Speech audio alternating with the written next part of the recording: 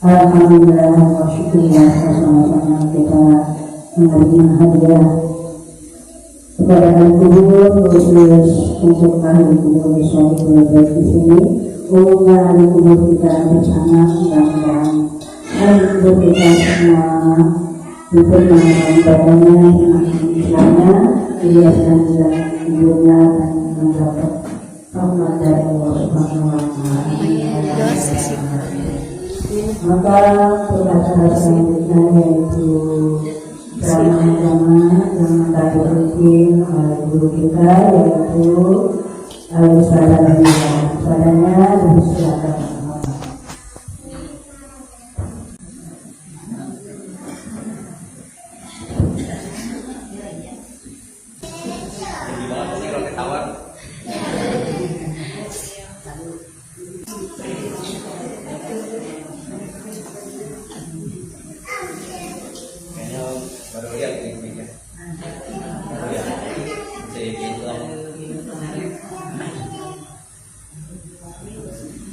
Bismillahirrahmanirrahim. Assalamualaikum warahmatullahi wabarakatuh.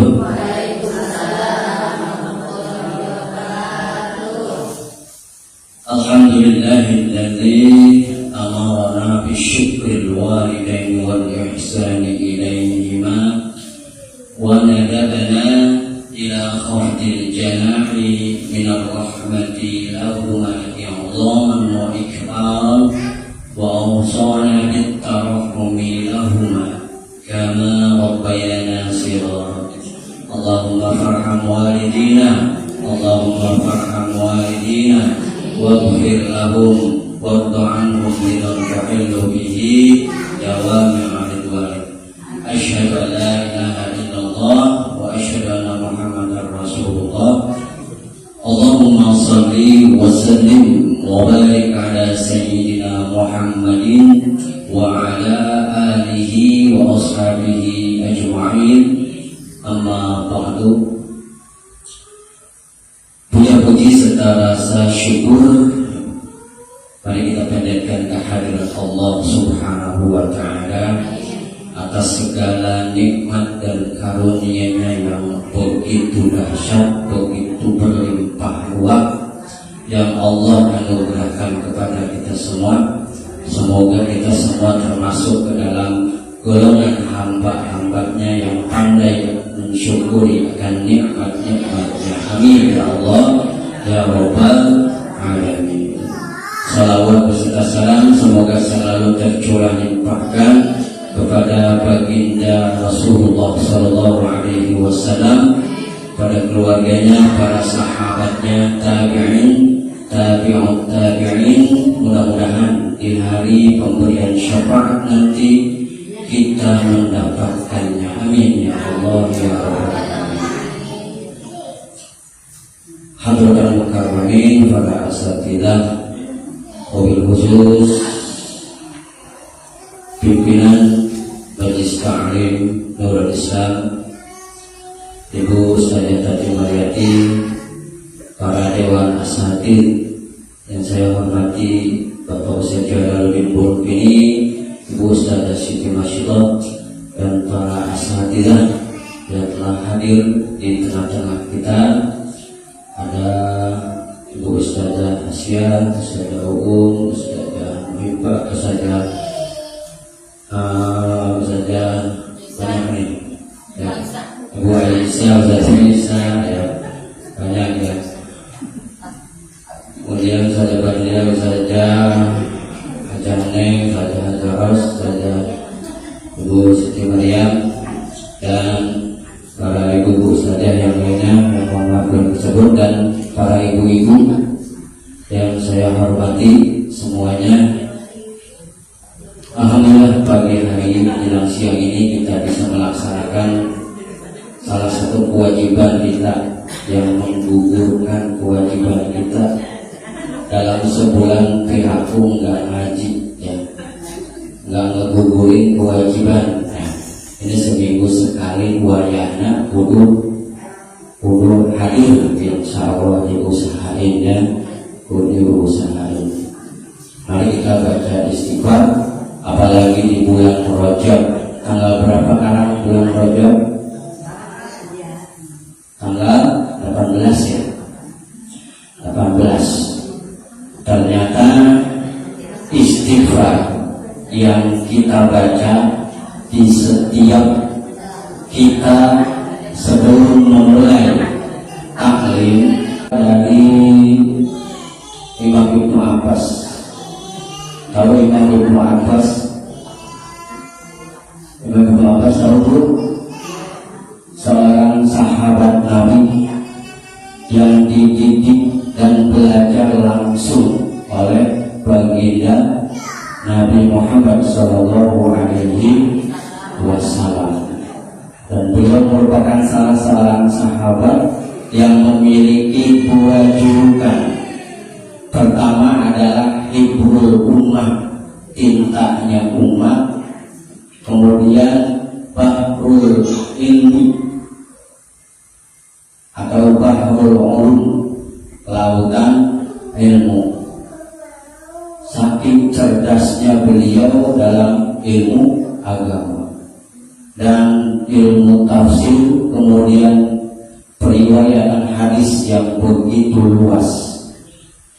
Dan beliau merupakan salah seorang sahabat yang didoakan langsung oleh baginda Rasulullah Sallallahu Alaihi Wasallam agar menjadi seorang yang cerdas dalam ilmu agama. Dan beliau menjadi rujukan dalam periwayatan hadis oleh sahabat-sahabat yang lain. Kata beliau, man qala fi syahri Rajab al-istighfar, bacaan siapa yang membaca pada bulan Rajab istighfar, dan redaksinya seperti apa yang kita baca sebelum memulai taklim sebanyak 7 kali. Alhallahu al-malakaini al-muwakkilaini, Allah mengutus 2 malaikat untuk apa? Ansarikul dhunubi, menghapus buku catatan amal buruknya. Jadi kalau kita baca istighfar ya, di bulan Rajab ini sebanyak 7 kali, ya seperti biasa kita baca, itu Allah akan mengutus 2 malaikat untuk membakar buku catatan amal buruk kita. Mau buku catatan amalnya dihapus, yang buruknya bukan yang baiknya. Yang buruknya mau dihapus, kita baca sama-sama ya. 7 kali, buat 7 kali. Ayo insya Allah.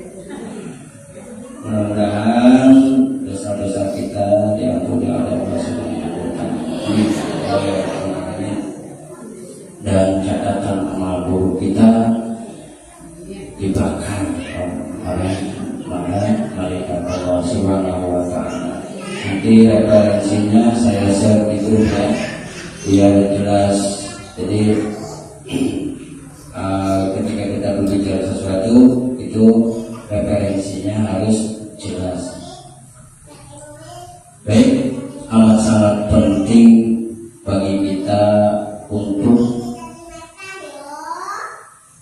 mendawamkan, mengistiqomahkan doa-doa yang dicontohkan oleh baginda Rasulullah Shallallahu Alaihi Wasallam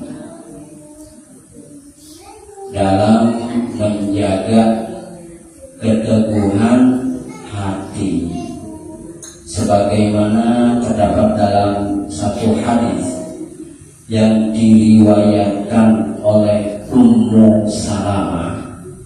Kenal Ibu Ummu Salamah? Tahu Ummu Salamah? Mbok Salamah itu orang belakang. Mbok Salamah sini ada ya Mbok Salamah? Orang belakang, orang curug belakang. Mbok Salamah kenal. Mbok Salamah, Ummu Salamah adalah salah satu dari istri Nabi. Nama aslinya adalah Hindun bin Umayyah. Beliau istri yang diberikan gelar Ummul Mukminin. Apa Ummul Mukminin? Ibunya orang-orang mukmin. Karena kecerdasannya, kesabarannya, dan kebijaksanaannya. Dan Ummu Salamah merupakan salah seorang istri yang banyak meriwayatkan hadis, sebanyak 380 hadis beliau riwayatkan langsung dari Rasulullah Shallallahu Alaihi Wasallam. Dan beliau merupakan salah seorang ahli fikih, terutama fikih wanita di masanya. Dan beliau merupakan salah seorang termasuk dalam kelompok yang hijrah pertama ke negeri Habasyah. Beliau meriwayatkan hadis dari baginda Rasulullah SAW, yang mukallibal qulub sabit qalbi ala din. Itu hadis Nabi, langsung diriwayatkan oleh Ummu Salamah. Wahai yang maha membolak-balikan hati, teguhkanlah hatiku atas agamamu. Qalat, kemudian Ummu Salamah berkata, qultu ya Rasulullah, aku bertanya, wahai Rasulullah, wa innal quluba la tataqarrabu, apakah hati itu mudah berubah-ubah? Qala, kemudian baginda Rasul menjawab, na'am, ma min qalbin illa wa huwa baina asbu'aini min asabi'illah. Ya, tidak ada dari satu hati pun terkecuali ia berada di antara dua jari dari jari-jari Allah. Insya'a aqamahu, kalau Allah berkehendak, Allah akan meneguhkannya. Wa insya'a azawahu, kalau Allah berkehendak, Allah akan memalingkannya. Ada beberapa hikmah, beberapa pelajaran yang dapat kita petik dari hadis ini. Pertama, qalbun nas sahlun fit taghayyur. Hati manusia itu mudah berubah-ubah. Hati manusia mudah berubah-ubah. Hati yang ada dalam diri kita itu gampang berubah. Berubah niat, berubah semangat, berubah kecenderungan, dan berubah keteguhan dalam keimanan. Karena iman itu dinamis dan fluktuatif. Kadang naik, kadang juga yazidu bin ta'ah, bertambah dengan melaksanakan ketaatan, wa yanqusu bil maksiyah, dan berkurang dengan melakukan maksiat. Kita banyak belajar dari kisah-kisah para sahabat Nabi. Jangan hanya dijadikan sebagai catatan dan potongan sejarah, akan tetapi kita jadikan sebagai cermin dalam keteguhan iman dan pengorbanannya yang luar biasa. Para sahabat Nabi memperlihatkan dan mencontohkan kepada kita bahwa keimanannya itu bukan hanya sekedar ucapan. Keimanannya itu bukan hanya sekedar omong-omong, bukan hanya sekedar ucapan belaka, tapi dibuktikan dengan pengorbanan, kesetiaan, dan cinta sejati kepada Allah dan Rasulnya. Dan kisah-kisah para sahabat Nabi bisa menjadi pelita yang menerangi kita pada hari ini dan menambah semangat kita dalam menjaga keteguhan iman dan berbuat kebaikan. Banyak sahabat Nabi yang diuji imannya, seperti Bilal bin Rabah, kemudian keluarga Yasir, kemudian Abdullah bin Huzafah. Itu macam-macam godaannya dan siksaannya juga berbeda-beda dalam rangka memuji keteguhan iman mereka. Bilal bin Rabah, seorang sahabat Nabi, seorang budak dari Habasyah. Beliau yang pertama kali mendapatkan siksaan yang begitu kejam.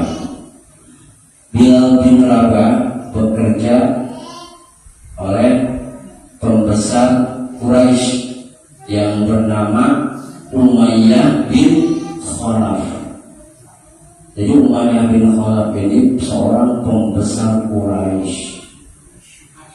Begitu mengetahui Bilal bin Rabah ini memeluk Islam, itu kemarahan dari Umayyah bin Khalaf ini semakin memuncak.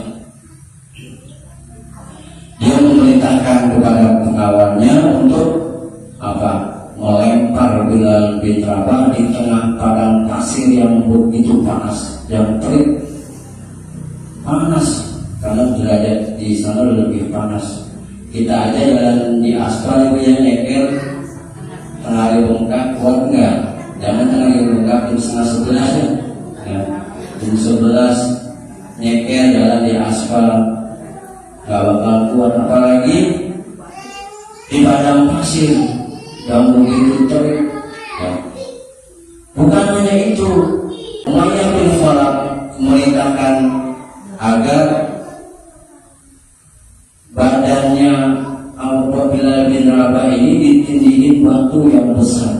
Udah belakangnya panas, udah itu ngap, sesek napasnya, ditindihin batu yang gede, sambil berkata, hukuman ini akan terus berlanjut sampai kamu mati atau kamu mengingkari Muhammad dan menyembah Lata dan Uzza.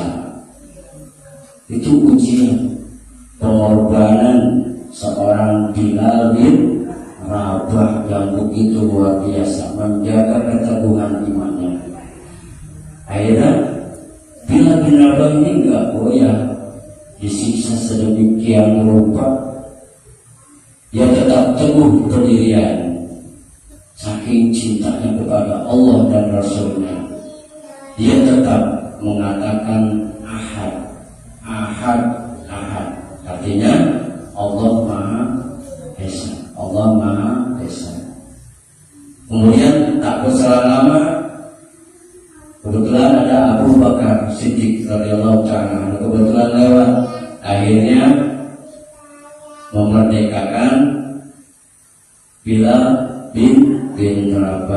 dibeli Tudwila bin Rabah akhirnya dibebasin oleh Sayyidina Abu Bakar radhiyallahu taala anhu.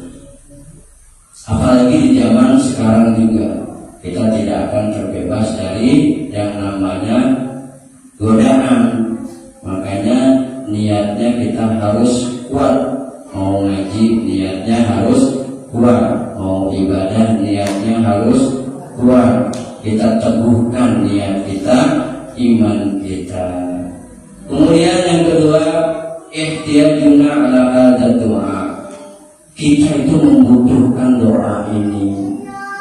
Dalam seminggu ini ibu udah baca doa belum doa ini? Belum. Yang muqallibal qulub apa tiap hari baca? Bagus. Tiap hari kita mohon kepada Allah untuk diteguhkan hati kita atas agama Allah, atas keimanan, atas ketaatan dalam beragama. Gampang kok, cuma berapa kalimat. Ya muqallibal qulub tsabbit qalbi ala dinik. Sama-sama. Ya muqallibal qulub tsabbit qalbi ala dinik. Kalau yang belum amalin. Karena kita butuh doa ini. Baginda Rasul aja kan orang yang maksum, terhindar dari kekeliruan, kesalahan dan dosa. Dan beliau orang yang paling sempurna iman dan akhlaknya. Beliau saja istiqomah mengamalkan doa ini, apalagi kita tempatnya salah, dosa dan khilaf. Jangan lupa libatkan Allah dalam setiap aktivitas kita. Yang ketiga, subutul qalbi fi yadillah. Ketetapan hati itu ada di bawah kekuasaan dan kendali Allah Subhanahu wa ta'ala. Maksud dari tidak ada dari satu hati pun kecuali dia berada di antara dua jari dari jari-jari Allah. Pada hadis yang tadi itu bukan jari secara letter kita artiin, bukan jari seperti kita, tapi fiyadillah, di bawah kekuasaan dan di bawah kendali Allah Subhanahu wa ta'ala. Kalau Allah berkehendak, Allah akan mengendalikan hati kita menjadi teguh. Dan kalau Allah berkehendak, Allah mengendalikan hati kita dan memalingkan hati kita. Kemudian yang keempat, dararun fi dinil qalbi, bahaya sesatnya hati. Lianna qalban mudillan yu'addi ila khurujil iman. Karena hati yang tersesat akan menyebabkan seseorang keluar dari iman. Kemudian hifzul amali bisubutil qalbi, menjaga amal ibadah, amal soleh, banyak-banyak berzikir, banyak-banyak membaca Quran, memperbanyak membaca sholawat, disubutil qalbi, untuk ketetapan ketenangan hati. Kemudian yang terakhir, ada doa yadullu ala tawadhu. Doa ini menunjukkan sikap tawadhu. Karena salah satu dari sekian banyak sikap tawadhu adalah menggantungkan seluruh asa dan harapannya, keinginannya hanya kepada Allah Subhanahu wa ta'ala. Demikianlah apa yang dapat saya sampaikan, kurang lebihnya mohon maaf.